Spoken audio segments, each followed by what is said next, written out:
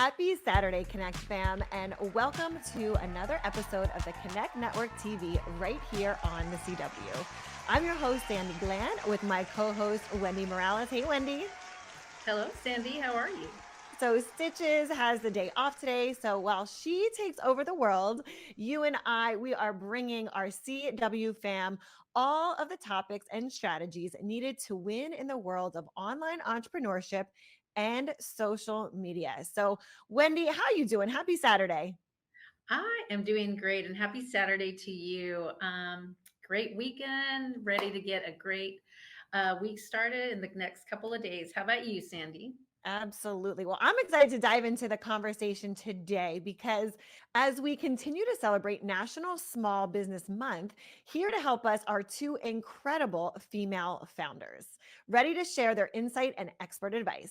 And first up this morning, this female founder went from 100,000 a year to an eight-figure exit. Wow. Yes, and I am so honored to call her my friend. We are talking about the one and only Amy Lacey. Now, if you don't know, Amy is a serial entrepreneur, innovator, best-selling author. I love, by the way, my boys and I love cooking up her meals in her cookbook. She is a keynote speaker and business mentor. And in 2016, after being diagnosed with lupus, she launched Cali'flour Foods and introduced the first cauliflower pizza crust to the market when only a head of cauliflower could be found in the grocery stores. Since selling that company with an eight-figure exit, she's onto her newest product called Soursop. And we can't wait to dive in and talk more about this, her empire, and so much more. So, Amy, welcome to the show. Hello, I'm excited to be here. We love having you here. We Thank do. you. We are so pleased to have you with us today. And let's just sit in your success for a moment. Are you ever still in awe, Amy? Thank you. I am in awe, but I will tell you that after, we bought our dream house, we moved, and after it was all said and done, I was no longer the CEO and running this company. I actually got kind of depressed and went into a little bit of who am I? I lost my identity. I was no longer like on Dr. Oz or all these shows and breaking records and a CEO of an amazing team. I was a stay-at-home mom, which I love, but my kids were busy doing their own thing. And I just kind of was like, what do I do now? And so I didn't last long being a retired entrepreneur. I went right back into it.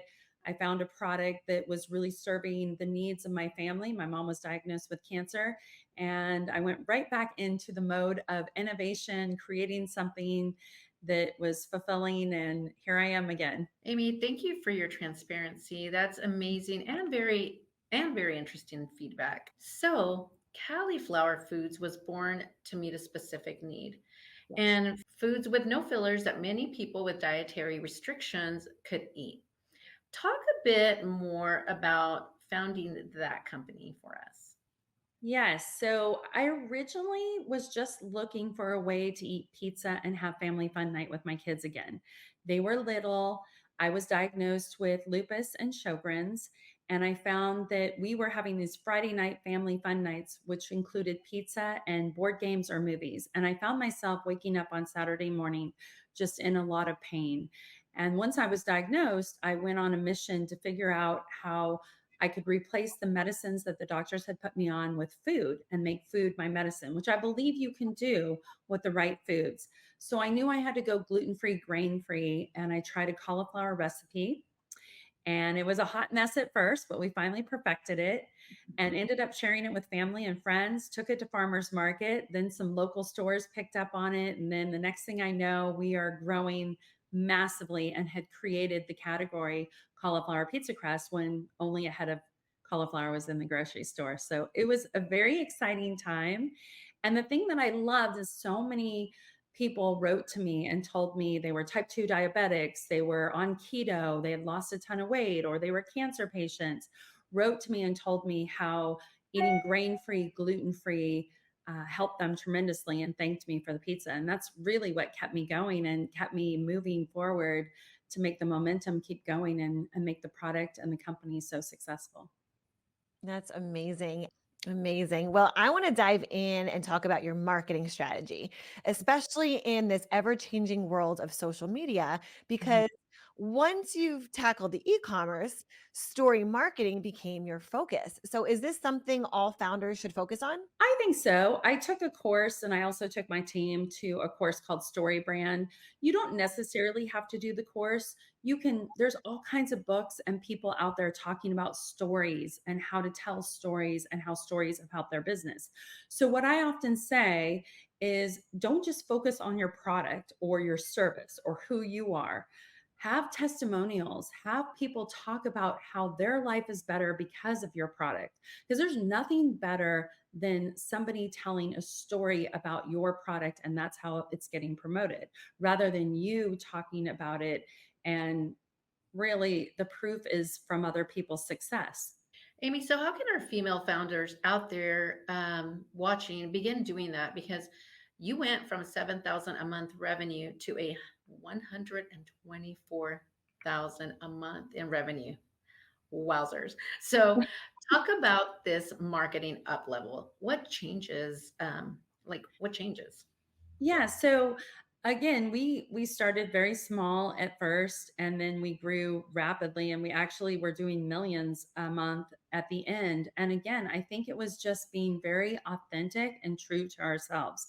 We didn't try to be somebody that we weren't. I was very transparent about who I was, what I was diagnosed with. I didn't try to pretend that I was something different. We were very transparent in showing what our ingredients were and how we made it. I even created a cookbook that became a national bestseller with the actual recipe that we were selling. And I remember people telling me, "You're going to share your recipe? Well, then you're not going to have any sales." Actually, just the opposite happened because people wanted to figure out how to make it themselves. And once they did, they were like, "Oh, it's just easy to buy it from the experts." So, yeah, just going back to story brand, being authentic, being true to yourself, being patient, and just constantly serving your customers.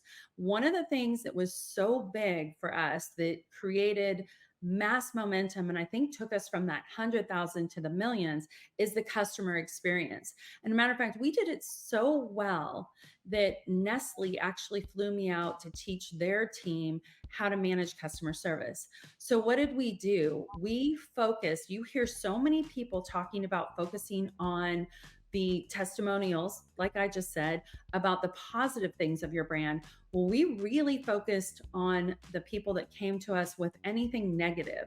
Like we turned in negative people that were unhappy with our product, our product, and turned them actually into affiliates by giving them massive amounts of customer service, teaching them how to use the product, replacing the product for free, going above and beyond. And that turned people that were disgruntled customers, and you hear the old saying that if somebody's unhappy, they're going to tell 10 people about it. No, we were catching them right away, turning them into loving our brand, loving who we are, knowing that we cared about them because we genuinely did, and turning them into affiliates. My customer service team was bigger than my sales team because happy customers do the selling for you. That's right. Well, you now have created this amazing new product, which my family loves, soursop, using your five principles that you mentioned. Mhm. So, to continue overcoming chronic disease, how did you tap into soursop and why does everybody need it? My mom and my best friend that were like a sister to me was diagnosed with breast cancer the year I sold Cali'flour Foods. Mm. So I thought I was going to retire, but I went on a mission. My best friend was going holistic. My mom was doing traditional radiation chemotherapy. So I discovered a fruit called soursop. I actually discovered it in Seychelles off of island off of South Africa. When I started playing with the fruit and making smoothies for my these two people that were very sick with chronic illness, I started tasting it and taking it, and I realized, wow, my inflammation levels have dropped dramatically. And then I realized my gut health was better and my anxiety was lower. And I started just really researching the product, so much so that we actually entered into a clinical trial. And there are a lot of other trials out there and articles written about the product. We did a couple years of testing on the product, found out that the product was amazing, but there was one problem. To get the fruit, it was like $30 a piece of fruit. And I'm like, there's got to be an easier way to have this fruit and have the benefits without paying $30 a piece of fruit. And so we turned it into a very clean supplement. All of our ingredients are sourced out of Brazil. It's very clean. We use other superfoods, and it truly is, I call it God's fruit, but it's truly a superfruit.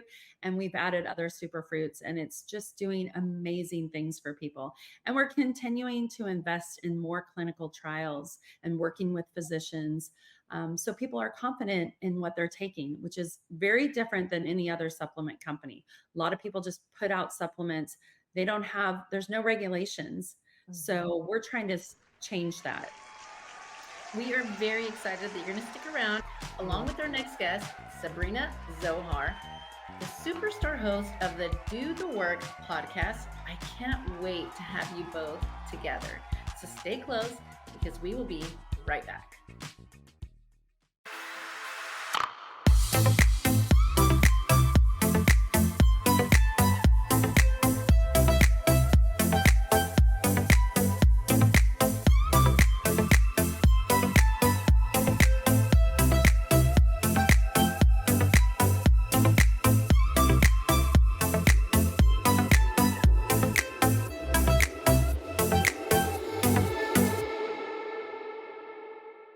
I'm Jessica Cherry, founder of the award-winning blog Life of a Cherry Wife.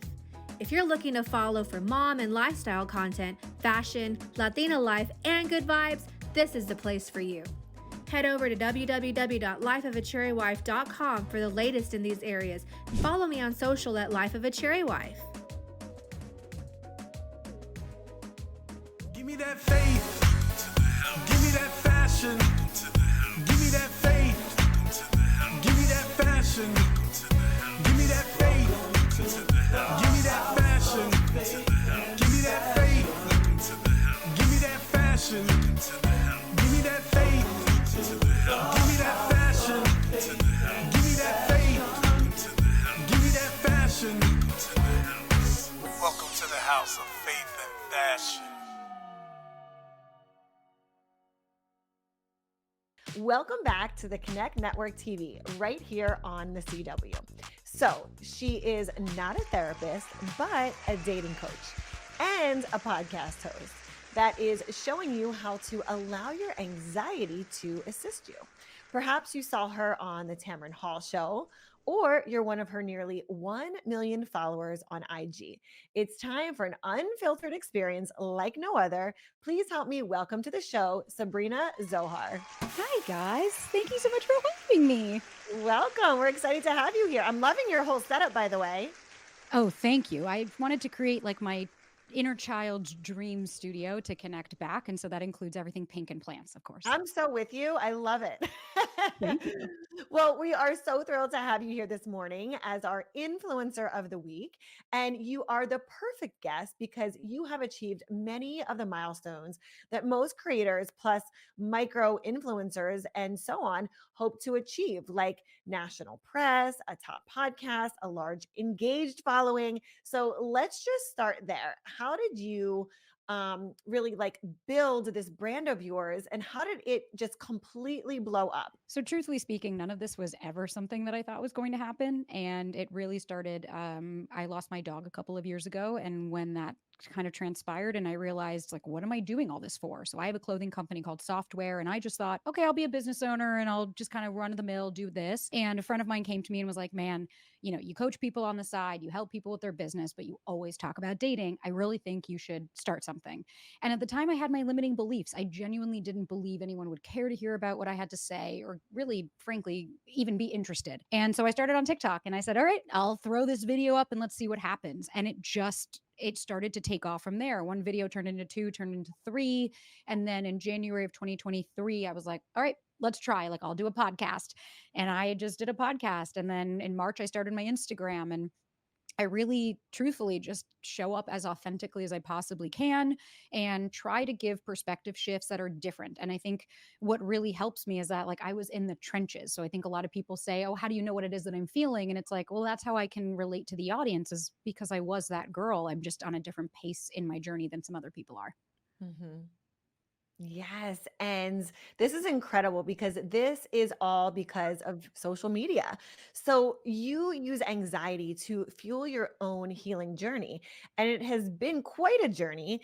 So tell us about that, because now you've turned your story into a business with your now top rated podcast, which I love that you incorporated podcast marketing, because I also utilize my podcast Slay Your Day to connect with my audience deeper. So for you, why is podcast so important? To me, do the work is, it really epitomizes everything that I've done for myself. And I felt very alone. I felt like I was on an island and that nobody really understood what I was going through. And it wasn't that. It's not like I was some snowflake that was having an experience nobody else had. Like, I have anxiety. Welcome to the world. But how it manifested from childhood traumas and all the experiences that I had, and really where that anxiety started to hold me back, was my own limiting beliefs and the ways that I was showing up for myself, or lack thereof. So when I started the podcast, it was really an opportunity for me to share very authentically those parts of myself. And it's a double-edged sword, because I love the podcast and it fuels me and it gives me that jolt that I need. But with good also comes people that, you're raw, you're exposed, you're out there. And in Mhm. this whole journey, I had to take the good with the bad. And it really allowed me to work on those limiting beliefs, to work on my self esteem, and to remind myself, like my mama always said, you can please some of the people some of the time, but you can't please all of the people all of the time. So it really allows me to show up authentically and then embrace and encourage other people to do the same, so that they have a place they can come to listen about anxiety, dating, and truly how to actually work through these issues, and not just throw a bumper sticker slogan or a quick fix on it that realistically isn't actually going to get you the results that you need to have if you really want to move forward from all of this. So good. And so let's get into some relationship talk, because we all know marriage, dating, especially dating, and growing together. The love and the butterflies can be seasonal if you're not putting in the everyday work to keep the flame going. So let's talk going from dating to marriage with this conversation, and start with um, texting and dating with anxiety, because that's one of your focal points. And I can't even imagine what it's like today with technologies, but how is it affecting relationships and anxiety as well? Oh, I that's one of my favorite things to talk about, specifically texting and dating, because I was her. I was the girl that would stop dating guys if they didn't text me every single day. And really what ends up happening is, it has nothing to do with the text. I think if you have any kind of understanding of like human psychology and behavior, we can look and say it's what the text represents. And oftentimes what happens with technology being incorporated into dating is, it allows you to create this false sense of intimacy with this person. You think you are so much closer. You really think you're getting to know this person. All the while, you're creating a tone of what you want. You are creating this fallacy and this fantasy of what it is that you want to happen here. That's why oftentimes we'll see that grave disconnect of, but they were amazing via text, and then I showed up in person and they were boring. And so oftentimes we find, like, at least for me, I would not be with my current partner if I allowed the anxiety around texting to take over. Because what happens was, when we had our first date and we had our fun, and then the next day, and when I didn't hear from him the day after, I instantly started to spiral of creating narratives. Oh, he doesn't like me and he must not be into me, because everything on the internet says if he's not texting you every day, he's not that into you. But then what I also had to realize was, well, wait a minute, how's that helped me in the past? Text can be automated. Somebody can send you a text in the morning while they're laying next to somebody else, or while Mm. they're in the shower. Like, any of that can be done from the comfort of someone's own home. But really what I started to look at was, well, how else is this person showing up for me? So if I'm going to stop dating somebody because I'm so anxious and so uncomfortable in my own feelings and emotions because I'm so scared I'm going to lose this person and lose that connection. So instead I want to text because that is just trying to gain safety. And at the end of the day, while I can have space and compassion and hold that space for these people, we have to look and say, but how much is this helping versus how much is this hurting my dating experience? And we have to look at more than just texting. But there are so many people that will literally cut somebody off simply because, well, they want 24 hours without texting me, without really looking how else somebody can show up for you by their time spent, the way that they talk to you, the conversations that you have, and how often maybe they call and FaceTime. And so I think the texting has really muddied the waters, and it allows anxiety to really take over and not really to see what's actually happening in front of us. Is there genuinely a threat that I now need to feel like I'm losing this security? Or is this just a projection of my childhood that I'm now putting on this person? I have no idea who they are and I just want to seek safety. Yes. And so I'd like to talk a little bit about anxiety in marriage. What can that look like? I mean, anxiety in marriage can show up in a multitude of different ways. Like I've seen some people that, just because you're married doesn't necessarily mean you married the right partner for you. And so I think a lot of people, that's kind of the whole adage of, it's not about, oh, I'm only anxious because I don't have somebody. No, no, no. The work starts when you do get into a relationship, because that person's only going to trigger every single shortcoming of you that you have. Every childhood trauma, that person's probably going to trigger, because there is no closer relationship to our caregivers than our romantic relationships. And so when we see anxiety in marriage, I have a client and she's been married for 20 years and she's never been more unhappy. Her partner doesn't make her feel seen, heard, and understood. Her partner doesn't validate her emotions. Her partner is very dismissive of her and super disrespectful. Now her son is starting to act in that way. So the anxiety and different aspects of anxiety can show up in a marriage, because unfortunately, if we don't actually tend to the root cause of that anxiety and what's causing that fear of the future, which is all anxiety is a fear of the unknown. It's a fear of the future. If we don't really understand where that's coming from and the coping mechanisms in order to handle it, yeah, sure, anybody could go get married, right? I could go meet somebody and just walk down the altar. But does that actually mean that that's somebody for me? Does that mean that that person's created a safe space for me to grow? And does that actually mean that I feel secure in this relationship? Or am I still coming with my anxiety, doing anything I can to keep this attachment, but not actually hold on to a connection? So good. So good. And I feel like this gets so much deeper. So I want to thank you so much for pulling up with us today on the Connect Network TV right here on the CW. So where can people find you and keep up with you, your course, and your podcast? Thank you guys for having me. It's so much fun to be able to have different conversations. So sabrinazohar.com, Do the Work podcast on YouTube, Spotify, Apple, wherever you listen to your podcast.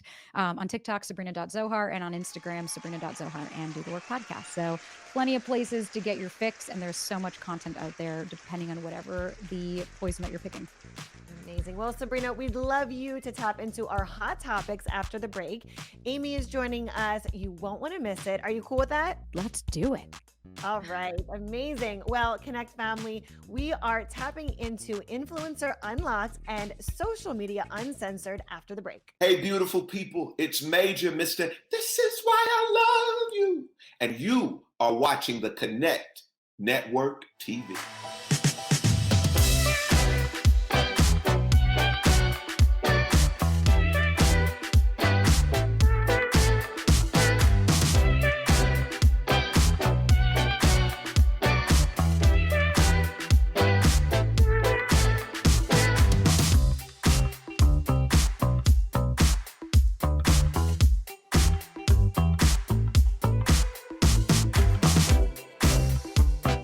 To signs of aging and inflammation caused by an imbalance in the trillions of microbes on your skin's microbiome surface. The Dermabiome Collection by Gleam Beauty is a groundbreaking blend of science and nature designed to restore your skin's delicate ecosystem and soothe skin irritation, offering a one-of-a-kind solution not found elsewhere on the market. Gleam Beauty, changing lives, one face at a time. Welcome back, Connect fam. It's time to get into our final segment of the day, and that is Social Media Uncensored, an inside look at the intricacies of social media. Now, we all know engagement is down across the board, all the IG algorithms. And so many creators and coaches are complaining about how it's affecting their bag. So today we've got dating coach and podcast host for dating anxiety and doing the work, Sabrina Zohar here. And with more than 700,000 followers, I know you'll have a great insight into this. Also, the one and only Amy Lacey is back for the conversation as well. One of the things that we're seeing over and over on the socials are course creators and coaches claiming digital product sales of hundreds of thousands of dollars. How do we, as female founders and consumers on social media, know that we can trust their revenue numbers on digital products, and should the influencer provide receipts? What do you ladies think? I speak to Instagram, TikTok, and now YouTube directly. I have a direct line to all of these platforms. And a good portion of these growth coaches that you see on Instagram are saying completely contrary things to what the actual platforms are telling us. And as somebody who has a course with over almost 2 million followers across the platforms, it is not easy to be making these hundreds of thousands of dollars, as these people are referring to. Usually, the ones that make the money, it's because they're claiming that they're going to teach you how to do that.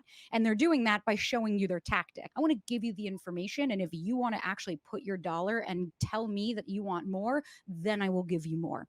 So I personally think it's a lot of smoke and mirrors when we see these things out there. And I think if you're somebody that's trying and you're not hitting those numbers, like, that's okay. It's not going to be everybody that has that success.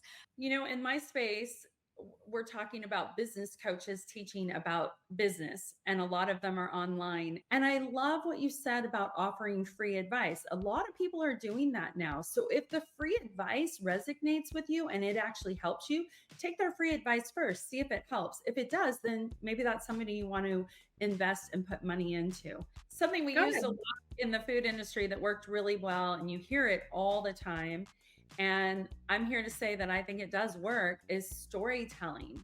So what really worked for us was talking about our customers and people that were eating our products versus just talking about our product. Okay, so continuing with the hot topics, let's talk about big brands copying little brands. And here's an example. So one of the first female deodorants that also kept you fresh down there seems to have caught the eyes of Secret Deodorant, because now their newest deodorant has nearly the exact same marketing, visuals, tone. I mean, it looks very Lumi adjacent. So how are you seeing influencers influencing bigger brands that have been around for decades? And what does this say about the power of social media? You want me to take it first? Okay. I've been hogging it up. It's all you. Okay. So I feel really passionate about this because, the big brands, they have a lot of money, and they really, like, for example, the cauliflower pizza crust, they came in, they swooped in really fast.